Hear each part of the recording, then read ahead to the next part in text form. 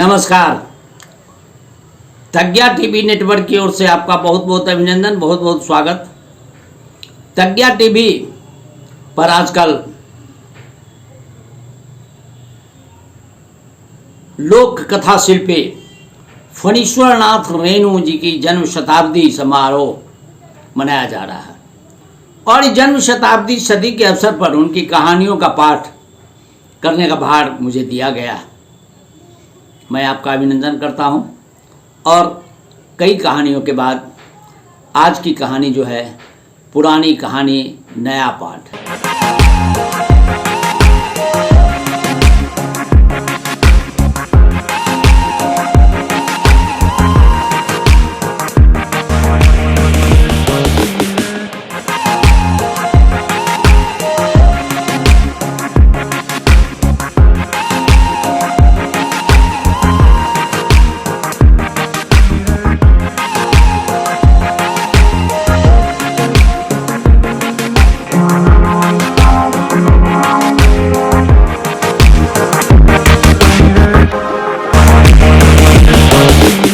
रेणु जी को नमन करते हुए मैं इस कहानी को शुरू करता हूं। बंगाल की खाड़ी में डिप्रेशन तूफान उठा, हिमालय की चोटी का बर्फ पिघला और तराई के घनघोर जंगलों में ऊपर काले काले बादल मंडराने लगे। दिशाएं सांस रोके मौन स्तब्ध। काड़ी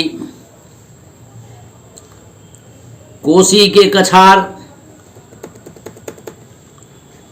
पर चढ़ते हुए पशु गाय बैल भैंस नदी में पानी पीते समय कुछ सूंघ कर आतंकित हुए। एक बूढ़ी गाय पूंछ उठाकर आर्तनाद करती हुई भागी। बूढ़े चरवाहे ने नदी के जल को गौर से देखा, चुल्लू में लिया, कन कन ठंडा, सूंघा, सचमुच गिरुआ पानी। गिरुआ पानी अर्थात पहाड़ का पानी, बाढ़ का पानी। जवान चरवाहों ने उसकी बात की हंसी में उड़ा दिया। जानवरों की देह की कपकपी बढ़ती गई। वे झुंड बांधकर कगार पर खड़े नदी की ओर देखते और भड़कते। फिर धरती पर मुंह नहीं रोपा किसी बछड़े ने भी। काड़ी कोसी की शाखा नदियां पनार, बकरा, लोहंदा और महानदी के दोनों कछारों पर भदे धान, मकई, पटसन की खेतों में मोटी कूची से पुता हुआ गहरा हरा रंग, गांव की अमराइयां और आंगनों की मधु श्रावणी के मोहक गीतों की गूंज, हवा में नववधुओं की सूखती लहराती लाल गुलाबी पीली चुनरियों की महक, मादक गंध, मरैया में लेटे मकई के दूधिया बालों की रखवाली करने वाले अधेड़ किसान के मन में रह रह कर एक मीठा पाप जगता है। पाट के खेतों में साग खोटने वाली काली काली जवान मुसहरनिया के झुंड को देखकर एक बिरहा आलापने लगता है ऊंचे सुर में। अरे सांबरी सूरतिया पे चमके टिकुलिया की छतिया पे जोरी अनार गे, छौड़ी छतिया पे जोरी अनार। मार मुझौसा बुढ़वा बानर के बुढ़ौती में अनार का शौक देखो। लड़कियां खिलखिला कर हंसी, हंसते हंसते एक दूसरे पर गिर पड़ी। छौड़ी माने तू हजार में, छौड़ी माने तू बतिया हमार। अनार नहीं, अन्हार अर्थात अंधकार। पाट के खेतों सहित काली काली जवान मुसहरनी छोकरियां आकाश में उड़ गई, दल बांधकर मर्रा रही है। हंसती है तो बिजली चमक उठती है। रखवाला सूरज 2 घड़ी पहले ही डूब गया। अंधकार।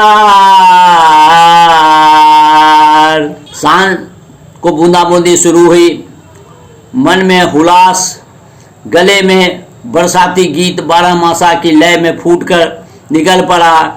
यही प्रीति कारण से तू बांधन सिया उदेश, श्री राम हे हो हथिया हसला नक्षत्र की आगवानी गाती हुई पुरवैया हवा बांस के वन में नाचने लगी। उसके साथ सैकड़ों प्रेतिनियां डाल डाल में झूले डालकर झूल पड़ी। विकट किलकारियां झमझम वर्षा से दूर से एक करुण अस्फुट गुहार आकर गांव में सेरा गया। ए हो कोई औरत राह भूल कर भी अंधेरे में पुकार रही है। बांस वन की प्रेतनियां करोड़ों जुगनुओं से जड़ी चुनरियां उड़ाती दौड़ी खेतों की ओर। हारे हुए बच्चों के माताओं ने अपनी छातियां से चिपका लिया।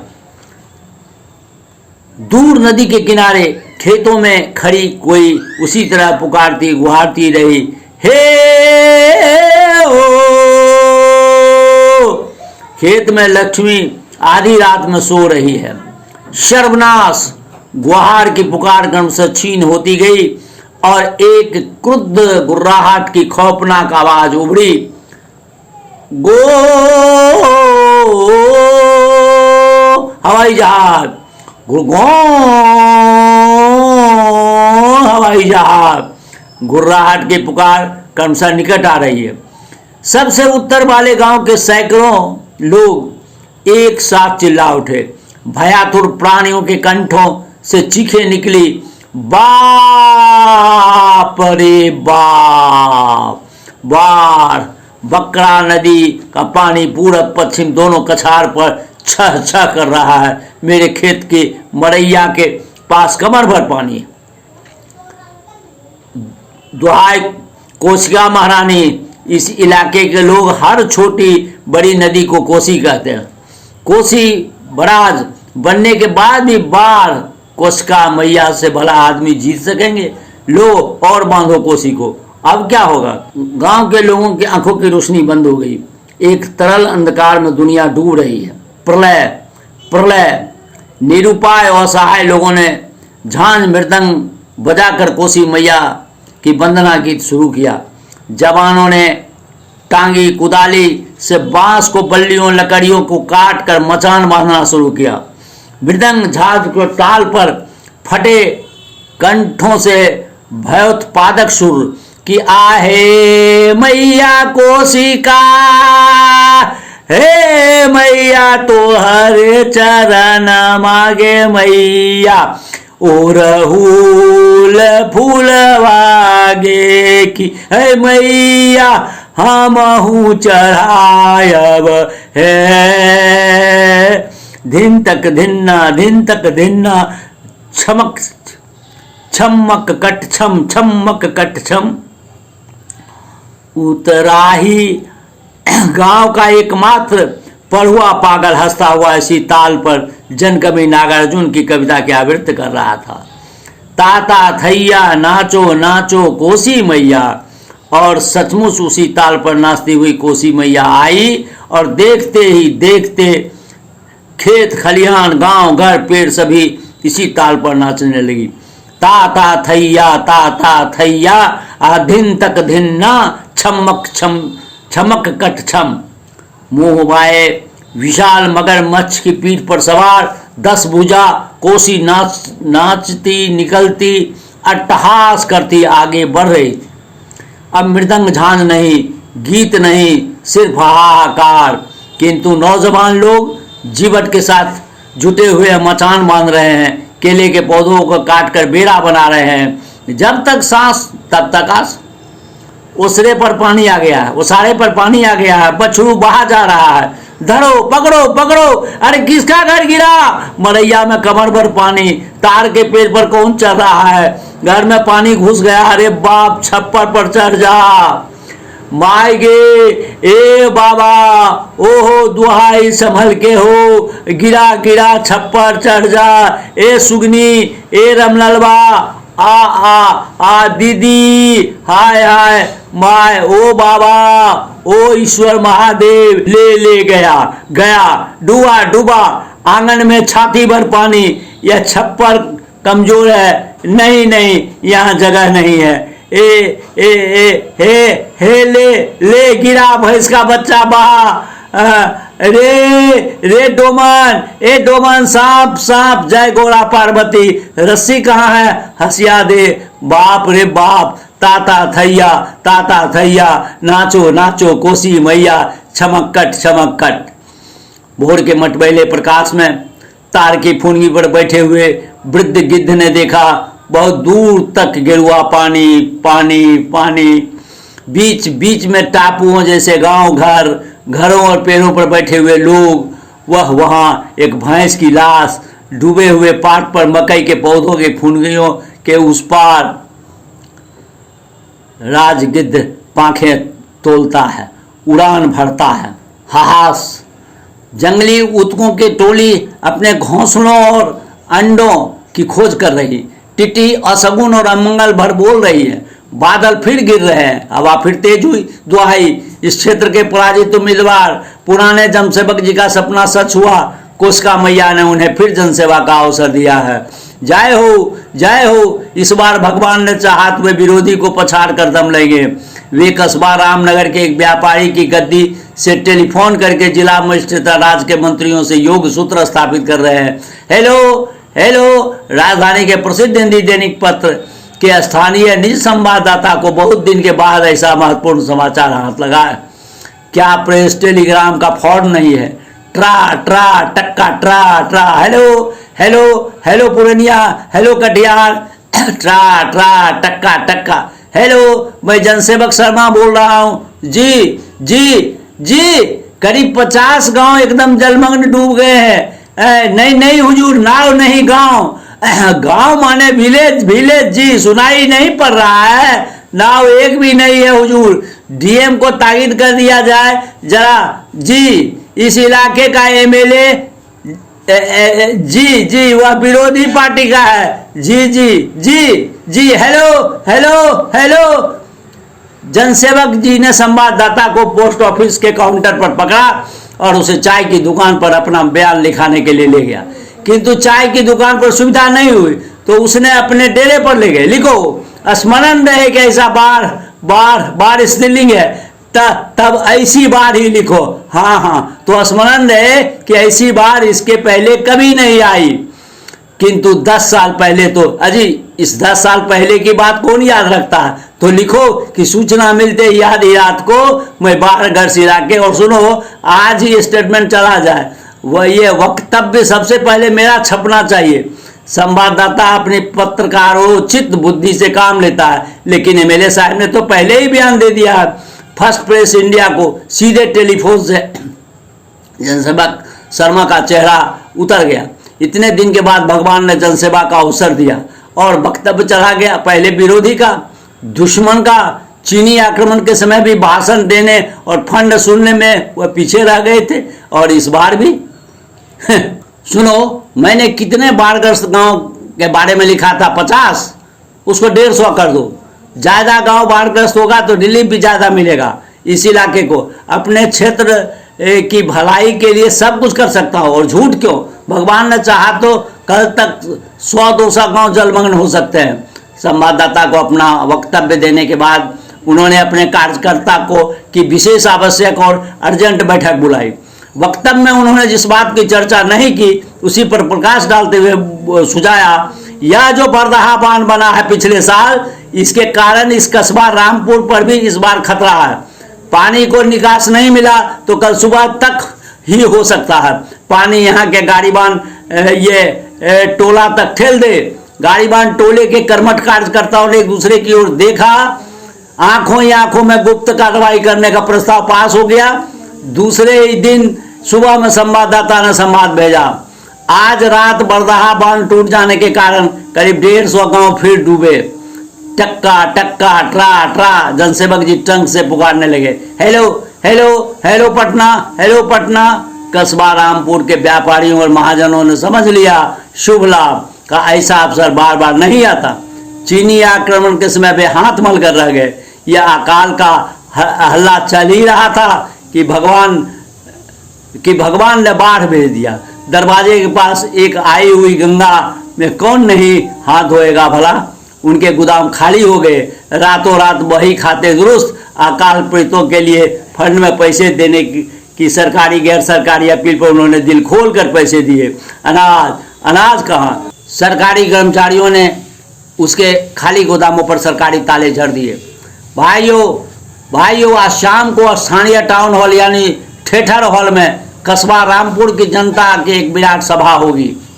इस सभा में बाढ़ पीड़ित सहायता कमेटी का गठन होगा। भाइयों प्यारे भाइयों, द अंसारी टूरिंग सिनेमा के रूपाले पर्दे पर आज रात एक महान पारिवारिक खेल। प्यारे भाइयों, आज रात मेहरबान, आंख नहीं तो कुछ नहीं, जिन भाइयों की आंखों में लाली हो, आंखों से पानी गिरता हो, मोतियाबिंद नतौनी हो, एक बार हमारी कंपनी का मशहूर और मारूफ व्यंजन इस्तेमाल करके देखें।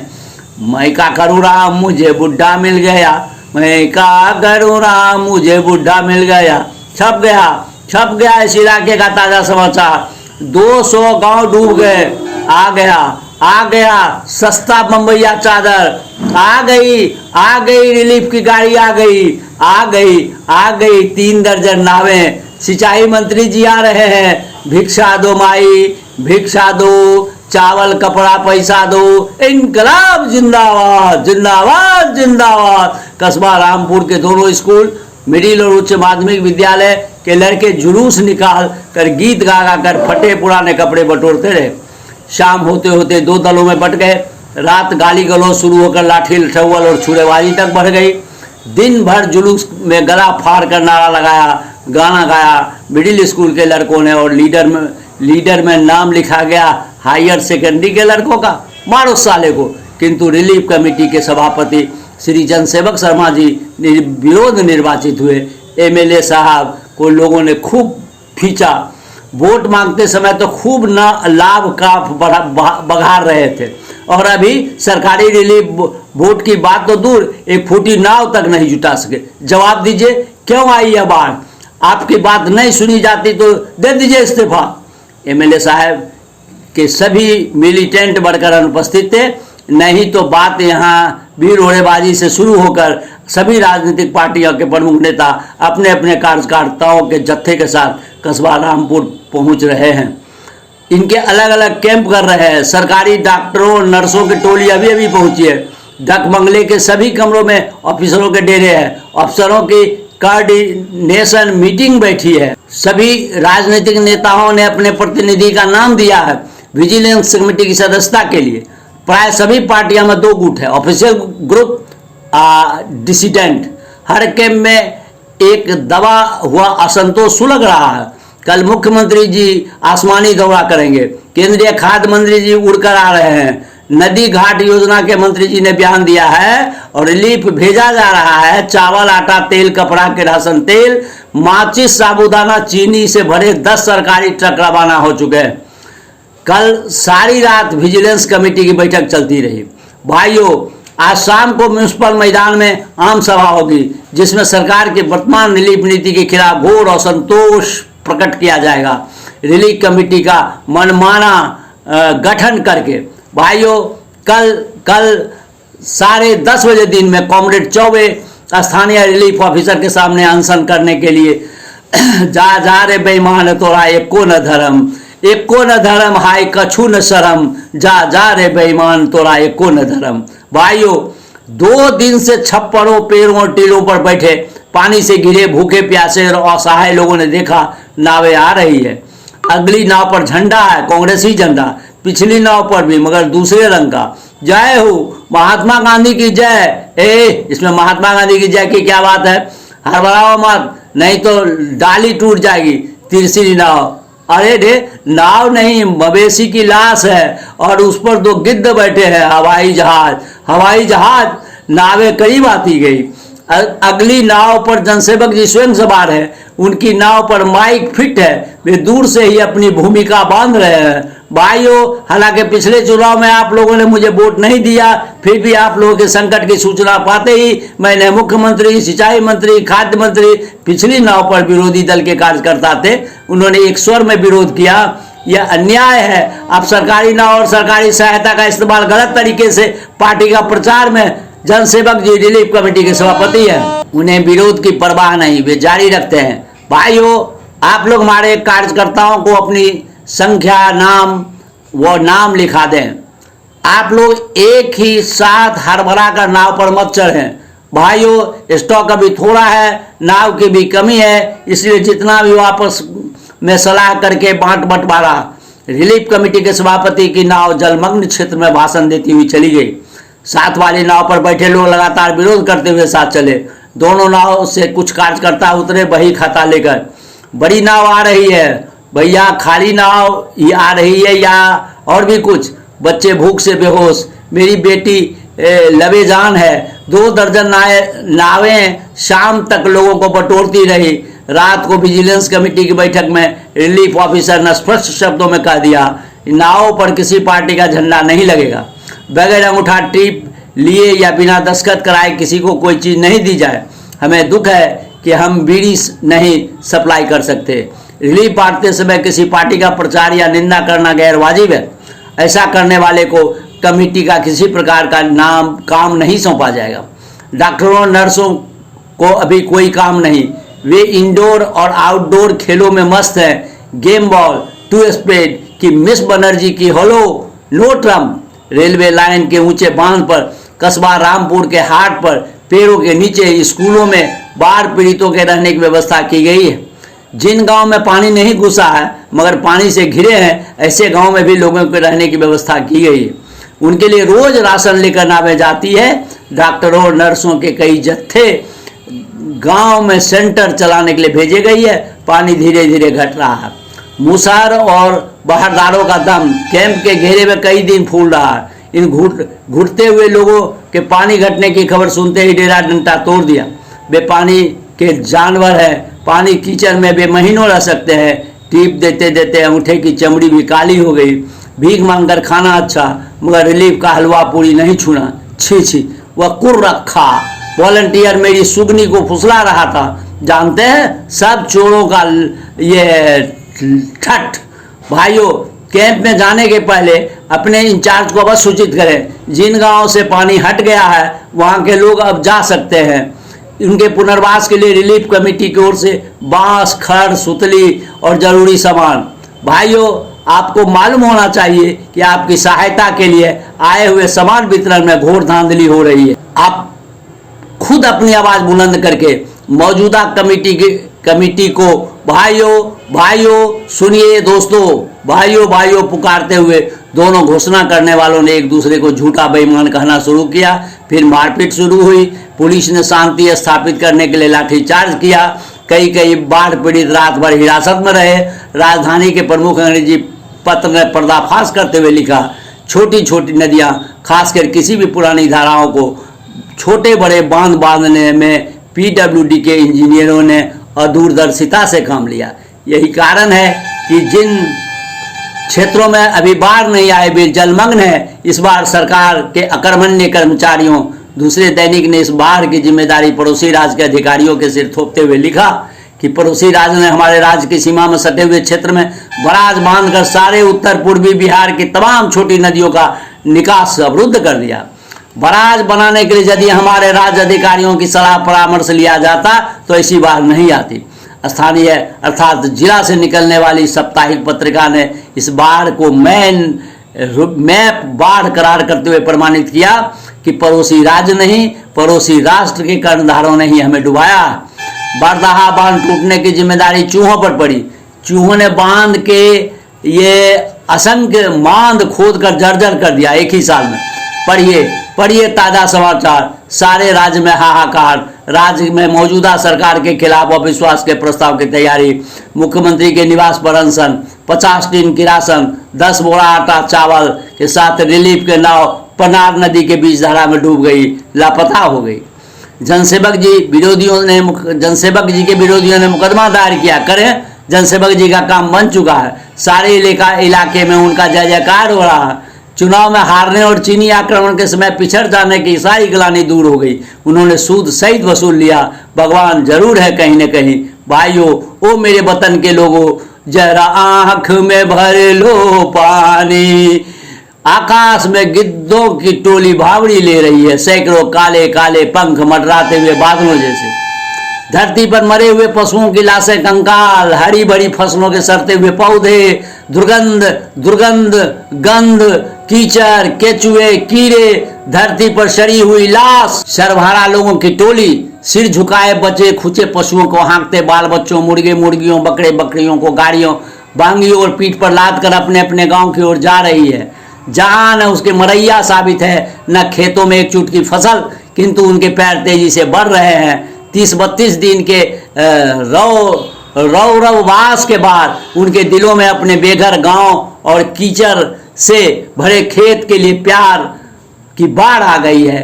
कीचड़ पर उनके पैरों के छाप दूर दूर तक अंकित हो रहे हैं। गांव फिर से बस रहे हैं। सरकारी रिलीफ, कर्ज और सहायता के बोझ से दबी हुई आत्माओं में फिर देवता आकर बसने लगे। 30-32 दिन तक अपनी अपनी जान के लिए आपस में लड़ते रहे, रिलीफ के कार्यकर्ताओं की खुशामद करते रहे। स्वार्थ सिद्धि के लिए उन्होंने एक दूसरे के गर्दन पर हाथ रखे, एक दूसरे का हिस्सा हड़पा, चोरी की, झगड़ा किया। सभी के दिल में शैतान का डेरा है। आसिन का सूरज रोज धरती को जगाता है। सूखते हुए कीचड़ों पर दूब के अखुए हरे हुए, जंगली बत्तखों की पांति टैक टैक करती हुई चक्कर मार रही है। चील, काग, गिद्ध सब प्यारे लगते हैं। गड्ढों में कोका के फूल या बगुले, हर श्रृंगार की डाली फूलों पर लद गई है। हवा में आगमनी में सुर में माँ आ रही है। भिखारनी अन्नपूर्णा माँ मिट्टी कीचड़ की प्रतिमा में प्राण प्रतिष्ठा का मंत्र फूंक कर मिट्टी की संतान ने पुकारा, माँ, ओ माँ, हमें क्षमा करो। पूजा के ढोल बजने लगे हैं और सभी ओर काली कोसी के निर्मल धारा में अष्टमी का चांद दिखा। शरणार्थी बंगाली मल्लाहों ने गीत की एक कड़ी रजनीकांता के तुरक कोमल डंटनों की तरह टूट टूट कर बिखर रही है। अरे भाई तुम्हारी लगिया बधुआ कांदे हाय हाय, उगो पीड़ित करिया बंधुआ मने पसाय। इलाके का पढ़वा पागल आजकल निराला की एक ही पंक्ति बार बार दोहराता है, मिट्टी का ढेला शकर पाला हुआ, मिट्टी का ढेला शकर पाला हुआ। और इस तरह से ये रिपोर्टाज या जो भी आप इसे कहें, ये फणीश्वर नाथ रेणु की रचना आपके समक्ष। नमस्कार, धन्यवाद।